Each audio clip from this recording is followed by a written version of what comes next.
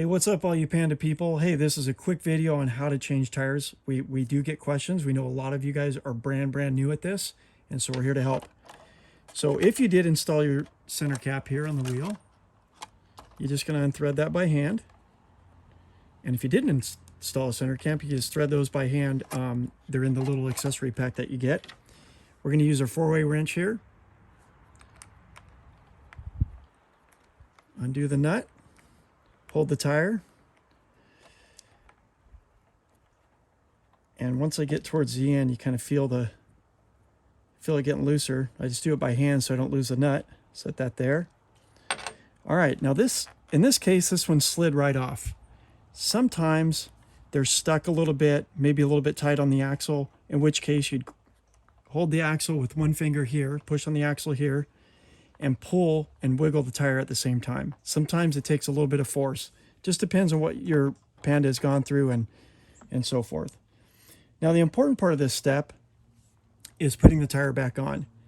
You do not want to over tighten this. If you over tighten this, got some debris here.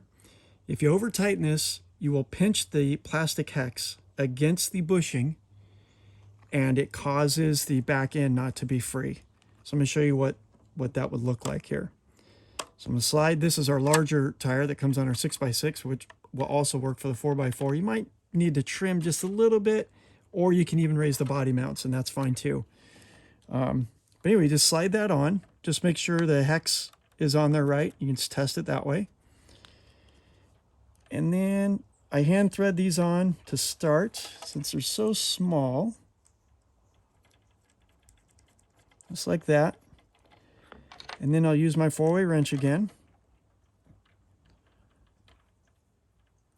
And these don't take a lot of force. I'm going to feel it start getting snug here. It just gets snug, I'm good. And how I check it is how free this movement is. This is kind of your backlash.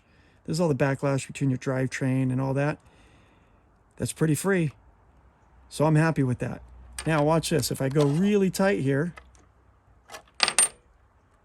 well, it's hard to tell on camera, but it's got a lot more resistance here. So you have to be really careful with that. So I'm going to just back it off a little bit.